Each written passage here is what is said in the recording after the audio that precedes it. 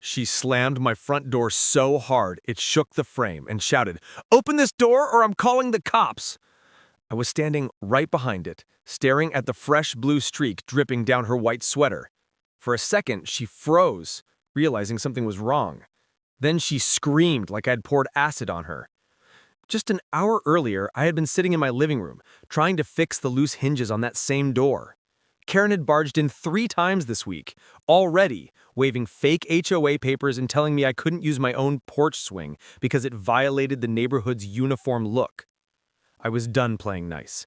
So, I'd brushed the doorpost with a thick layer of bright blue paint, still wet, right where her shoulder always hit when she tried to shove the door open. Now, she was standing on my porch, dripping blue, yelling so loud the neighbors came out. "He assaulted me!" she screeched, holding her sweater like it was evidence. I opened the door slowly, keeping my face straight even though I was trying not to laugh. "Assaulted you? Karen, you broke into my house again. You just leaned into a freshly painted doorpost." She stomped her foot. "You planned this. I'm reporting you for battery."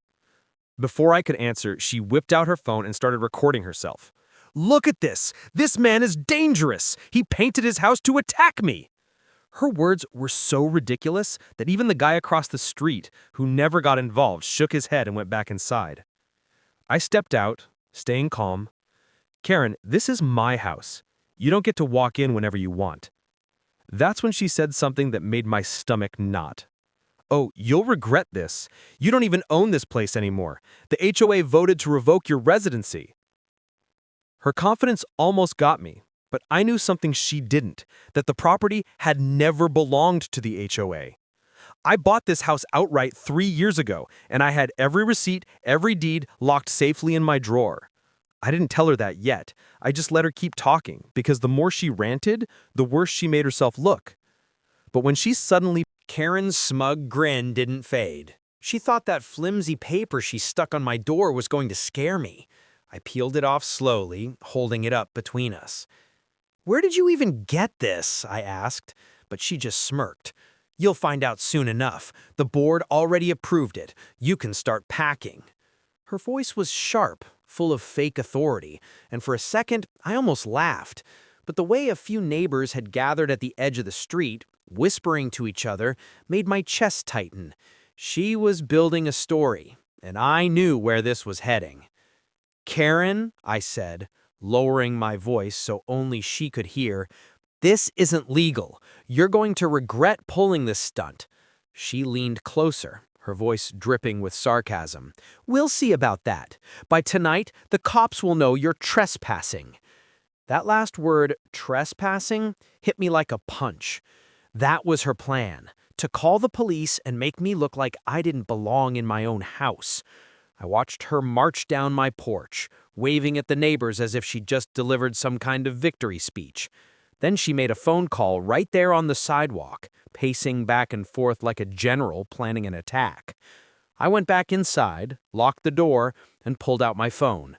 I dialed my old friend Mark. He was a local deputy, someone I trusted.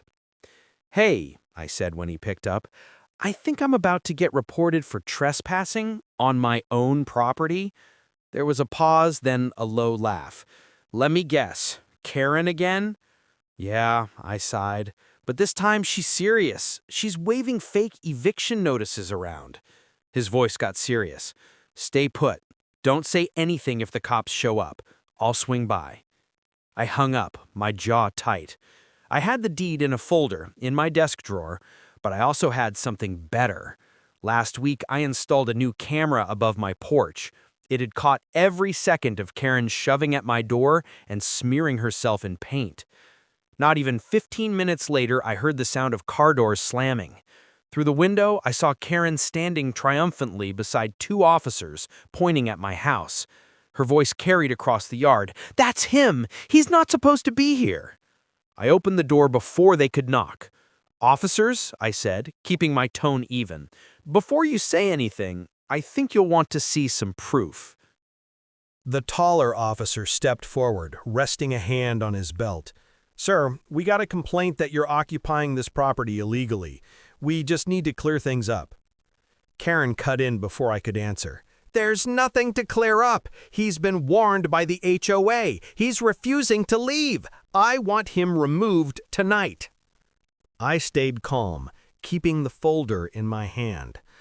I think you'll want to hear me out before you start moving people out of their own homes. The younger officer glanced at Karen's paint-stained sweater, his brow furrowing. Ma'am, did something happen to you? Karen jumped at the chance. Yes, he attacked me with paint. Look at my sweater. He set a trap. I held up my phone and tapped on the video clip from the porch camera. You might want to see what really happened before you write that down. The officers leaned in, watching as the footage played. Karen ramming her shoulder against my door, yelling, then pulling out the so-called eviction notice and slapping it on my door. Her own shoulder brushed the wet paint. The taller officer's lips tightened to suppress a grin. Ma'am, it looks like you walked into the paint yourself, and we don't see any assault here. Karen's face flushed red. That camera's fake. He faked that video. I opened the folder and slid the deed out, handing it over. And here's the official proof I own this house, paid in full 3 years ago. No HOA claims over this property. The younger officer flipped through the papers, then looked at Karen. Ma'am, this says he owns the house outright. Do you have any real documents to back up your claim? Karen's voice cracked. The board decided. That's not how it works. You can't evict someone from a property you don't control, and you definitely can't impersonate legal authority. For a moment, the street went completely quiet. Even the neighbors watching from their lawns looked frozen. Karen tried to regain her tone of command. You're making a mistake. I'll go to the county office myself. He's a liar. I folded my arms. Go ahead. The county clerk's office knows exactly who owns this land because I bought it from them. The younger officer exchanged a look with his partner. Sir, we're sorry for the disturbance. We'll file a report about the harassment. Ma'am, you might want to speak with your HOA attorney before you start issuing fake notices again. Karen's eyes narrowed as she pointed at me. This isn't... I stood frozen on the porch as the officers drove off. The night air felt heavy, the porch light buzzing above me. I picked up the crumpled eviction notice Karen had left behind, smoothed it out on my palm, and stared at the faint county seal again. There was no way she could have faked that detail on her own. I took it inside and set it on the kitchen counter under the bright overhead light. The seal was real. I knew it because I had the same seal on my property deed. My gut clenched. This wasn't just Karen playing neighborhood queen anymore. She'd roped in someone from the county's housing office.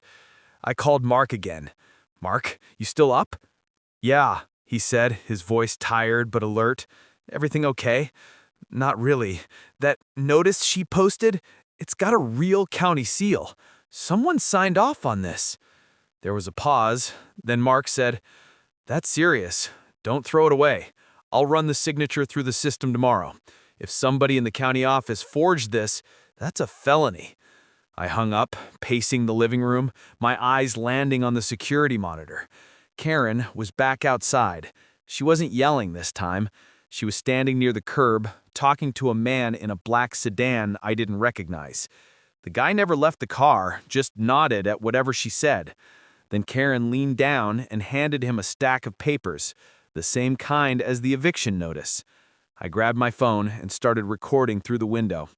A moment later, Karen noticed the glow of my camera lens. She stepped back from the car, then cupped her hands around her mouth and shouted up at me, You think you're smart, huh? Just wait till morning. She got into the sedan and the car pulled away without headlights. I sat down at the table, trying to steady my thoughts. The blue paint on the door felt like a joke now compared to what was coming. By midnight, I heard something slam against the back door. My heart jumped. I went to check, holding my phone's flashlight like a weapon. There on the door was another paper, nailed to the wood. This one didn't say eviction. It said, Property Seizure Notice. County Claim. The worst part, It bore the same official seal and a fresh signature I'd never seen before. I ripped the new notice off the door and felt my chest tighten. This wasn't some HOA prank anymore. Someone was using real government stamps to make it look official. The ink on the signature was still damp. I snapped photos of it from every angle, then locked every door and window. The street outside was too quiet, except for the distant hum of a car idling somewhere I couldn't see. Around 2 in the morning, a pair of headlights swept across my living room wall.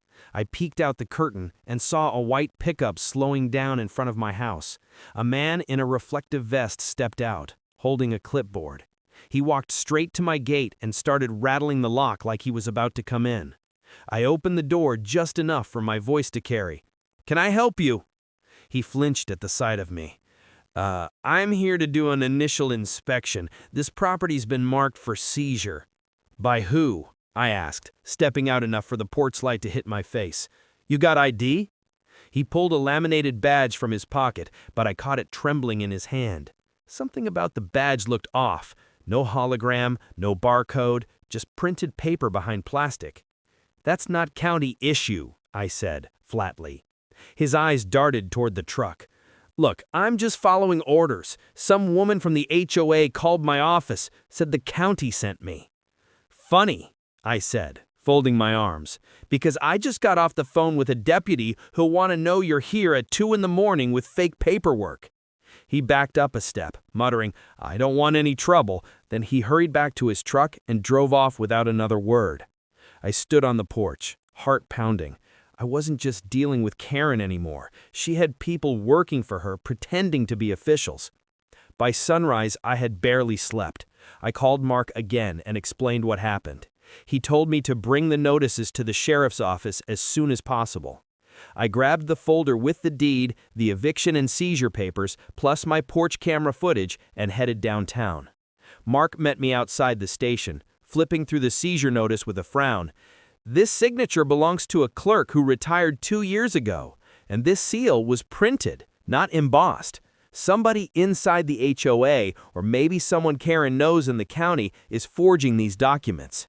Before I could respond, his phone buzzed. He answered, listened for a moment, then his expression darkened. "That was dispatch," he said, looking at me. "You're not going to believe this. Karen just filed a restraining order against you, claims you threatened her with a weapon on your porch last night." For a second, I just stared at Mark, trying to process his words. "A weapon? I didn't even step off my porch," I said, my voice tighter than I wanted it to be. "I know," Mark replied, lowering his voice. "But until the hearing, that order means you can't go near her property or talk to her. If she claims you violated it, you could be detained." A mix of frustration and disbelief boiled up inside me. "She's flipping the story. I've got proof she's the one breaking into my house." Mark rubbed the back of his neck. "Bring everything you've got. Video, the fake papers, the paint incident. We'll give this to the DA. But listen, she's playing this smart. She's trying to bury you in paperwork before we can charge her." I followed him inside the station, where he scanned the notices and logged the footage. I sat in the chair, watching him type the report, feeling the weight of Karen's smear campaign tightening around me. When I finally got home later that afternoon, I noticed my porch was strangely clean, too clean. The blue paint on the doorframe was gone. My stomach dropped.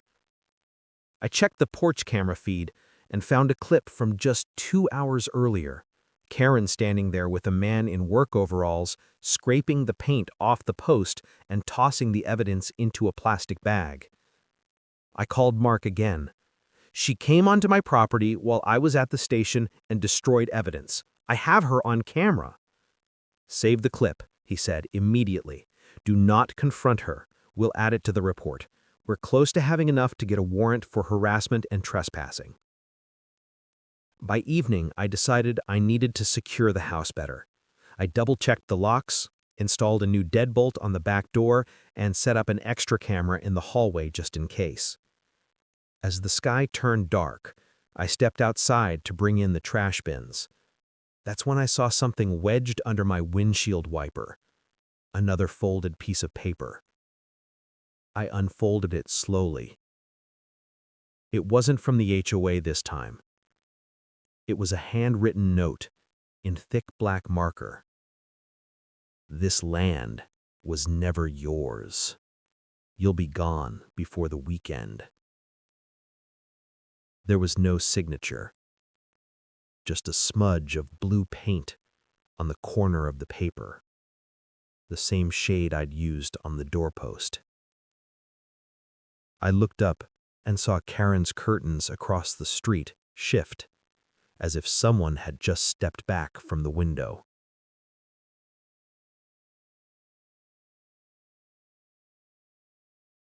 I stood there by my truck, gripping that note so hard it crumpled. My porch light flickered once in the wind, and for the first time since all this began, I felt a real chill crawl up my spine. I went back inside and locked the door, then pulled the blinds shut. The house felt too quiet, the kind of quiet where you're sure someone's listening. I sat at the kitchen table and stared at the note again, that smear of blue paint glaring back at me like a taunt. By morning, I'd made up my mind. I wasn't going to let her scare me out of my own home. I gathered all the evidence, the videos, the papers, the new note, and headed back to the sheriff's office. On the way out, I noticed fresh tire tracks in the wet patch of dirt near my mailbox. Someone had pulled up close to my driveway in the night. At the station, Mark was waiting. "You look like you haven't slept," he said as I handed him the note. "Didn't have much reason to. She left me a message, said I'd be gone before the weekend." Mark read the note, then looked at the paint smudge. "We can run this for prints. If it ties to her or anyone else, it'll strengthen the case." While he spoke, his phone buzzed again. He answered, listened, and his face shifted into something grim. "Okay, yeah, we'll send someone." He hung up and met my eyes. "You need to come with me. Karen just called 911 again. She's claiming you tried to break into her house last night." I almost laughed at the absurdity. She's accusing me while she's the one sneaking around here in the dark. I know, but she's filed enough complaints that the chief wants both of you present to hear each side. Let's get this over with. We drove back to the neighborhood together. As we pulled up to Karen's house, I noticed 2 patrol cars already parked out front. Karen was on the porch in a bathrobe, hair perfectly done, clutching a mug like she was the victim of some tragedy. She pointed at me the second I stepped out of the car. "That's him! He was at my window last night, banging on it like a lunatic!" I kept my mouth shut while Mark signaled me to stay calm. "Ma'am, we'll get your statement in a minute. We're also here to ask you about a note left on his truck and about damage to his property." Her eyes widened for a fraction of a second before she plastered on a fake smile. "I don't know anything about that. He's making things up to get sympathy." Mark didn't respond. Instead, he nodded at one of the other officers who stepped forward with a small evidence bag. Inside was a piece of cloth, blue-stained fabric that looked exactly like the edge of Karen's sweater sleeve. "Funny thing," Mark said, holding up the bag, "we found this in your trash can just now. It matches the paint on his doorpost." Karen's confident smile slipped. "That's not... I threw that away days ago." Mark looked at me and said quietly, "I think it's time we show her the porch footage." The man with the briefcase stepped forward, slow and deliberate, as if he wasn't in any rush to stop Karen's meltdown. He wore a dark suit that didn't quite fit the suburban morning scene, and his calmness made the whole porch go quiet for a moment. Karen spotted him and instantly changed her tone. "Mr. Lowe, tell them. You saw everything. You know he's dangerous." Mark's eyes narrowed. "And who exactly are you, sir?" The man gave a thin smile. "Elliot Lowe. I'm a legal consultant for the county housing department." "Consultant," Mark repeated, raising a brow. "You mean you're the one who's been signing off on these notices?" Mr. Lowe adjusted his tie but didn't break his calm expression. "All actions taken so far are within procedural authority. This property is under review for rezoning and community compliance. I stepped closer, anger bubbling just beneath my voice. Rezoning? That's my private land. You don't get to review it just because Karen wants my house. Lowe's gaze flicked to me. Ownership is rarely as straightforward as it seems. Paperwork can be challenged. Karen smirked, clearly enjoying the exchange now that she had her so-called consultant on her side. Mark crossed his arms. Funny thing is, I checked with the clerk's office myself this morning. There's no rezoning order on file. In fact, this guy, he pointed to me, is the sole owner. No liens, no claims, no review pending. For the first time, Lowe's smile faltered. You must have checked the wrong file. I checked twice, Mark said flatly. So unless you have a court order or a real document from the county, I'd say you've been trespassing and impersonating an official. Karen's smirk twitched at the edges. This isn't over. The board has power you don't even understand. I couldn't help but let out a dry laugh. If your power was real, you wouldn't need fake stamps and late-night break-ins. Lowe's calm facade cracked just enough for me to see the tension in his jaw. He leaned slightly toward Karen and muttered something too low for us to hear. That's when Mark's radio crackled and a voice came through. Unit 12, we've got a call from dispatch. Need you back at the station. Something about an internal fraud report linked to the county housing office. Mark's eyes lit up in recognition. He turned to Lowe. Guess who just became the prime suspect in that report? Lowe straightened his tie again, trying to look unbothered, but I saw a bead of sweat roll down the side of his neck. Before anyone could say another word, Karen suddenly snatched the briefcase from Lowe's hand and bolted inside her house, slamming the door so hard the porch shook. Mark looked at me, then back at the door. Whatever's in that briefcase, I'm betting it's the missing paperwork we've been looking for.